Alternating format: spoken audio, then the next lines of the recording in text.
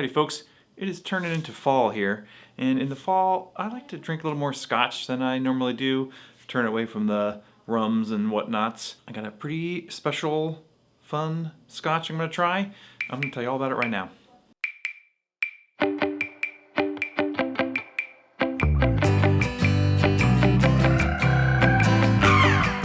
I have some friends, no surprise, and lately we've been having some tasting parties, some get-togethers to taste different spirits, which I think is really fun. Gives me a chance to, blather on about spirits that I know about, so I'm going to do that for you right now. Anyway, one of these, my friend Peter gave me a sample of his bottle of Laphroaig 18 year, which is very exciting. Now, Laphroaig 18 is discontinued, I believe. I don't think you can buy it anymore. I'm not sure that they're even making it anymore or that they're going to make it. They originally put it out as a replacement to Laphroaig 15 year, which I guess was Prince Charles' favorite bottle, but now you can't get it anymore. So anyway, I got this sample of the 18 year. I thought I would just taste the 10 year, compare it to the 18 year, and just see what we think. Okay, so I'm not going to go into a whole spiel about what scotch is. I'm going to assume you know what scotch is. Suffice it to say, there's lots of categories of scotch, but we're going to be talking about single malt scotch, so scotch made from 100% malted barley from a single distillery, in this case Laphroaig. So it comes from a place called Isla, which is one of the bigger islands that sort of are on the periphery of Scotland. It's down sort of in the southwest, sort of sticking out into the Atlantic. From what I understand, I've never been there, but from what I understand, very blustery place, very, sea air and sort of a rugged environment. Now there are 8 distilleries on Isla.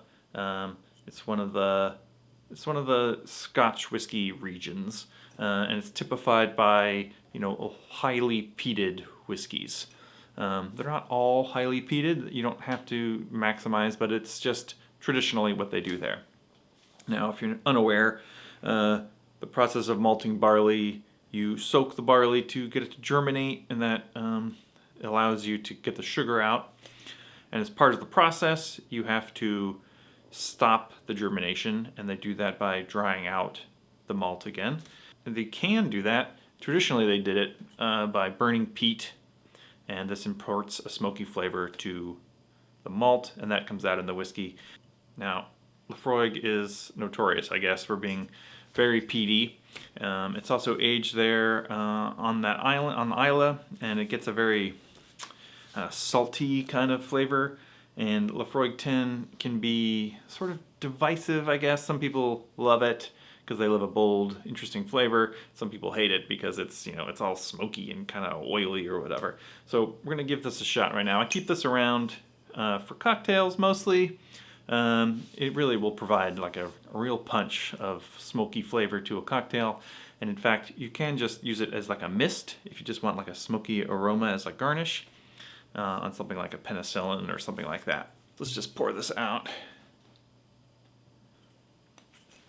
I'm also going to pour out my Laphroaig 18 out. I don't have a fancy bottle for this. This is just a little sample bottle I snagged from my friend Peter. So, Laphroaig 10, like I said, can be very, it's like love it or hate it sort of a thing. Like, obviously very smoky right away on the nose. This is 43% alcohol, so 86 proof. It's got kind of an iodine flavor, smell that I always get. Kind of almost like a Band-Aid. When you open a Band-Aid, it has a certain plasticky kind of smell. Not in a bad way. Let's give it a taste.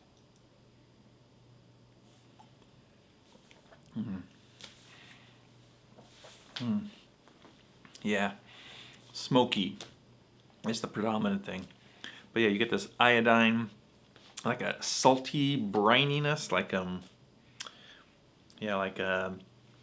don't know, like you barbecued a fish or something.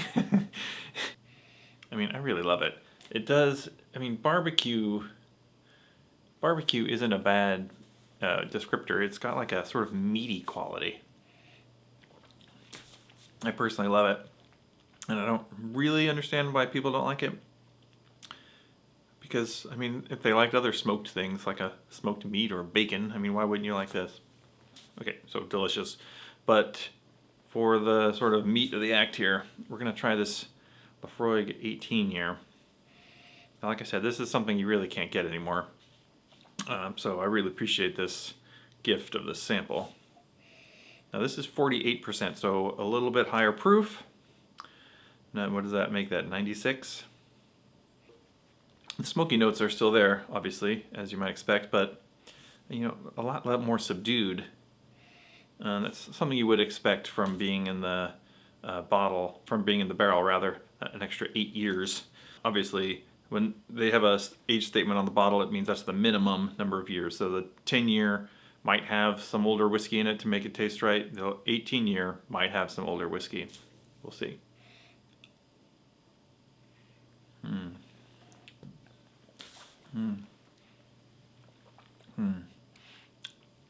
Oh yeah. It is amazing. It is sweeter.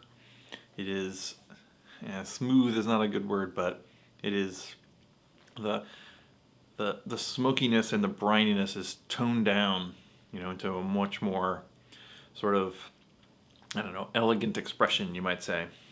It's got a nice strong smokiness on the lingering finish. I feel like the finish is longer on this. So it's like, yeah, like a more refined kind of flavors.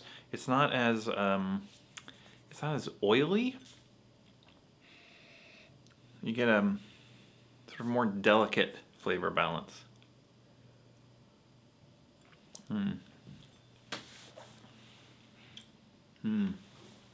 Man, that is so good. I mean, again, like I said, you can't even get this here. You can get like a 25-year Laphroaig. And that's like $750. So, you know, I'm probably not going to invest in that. But I bet it's delicious. Alright, that's all I got. It's just going to be a quick video today. Just wanted to show off this Laphroaig 18 year.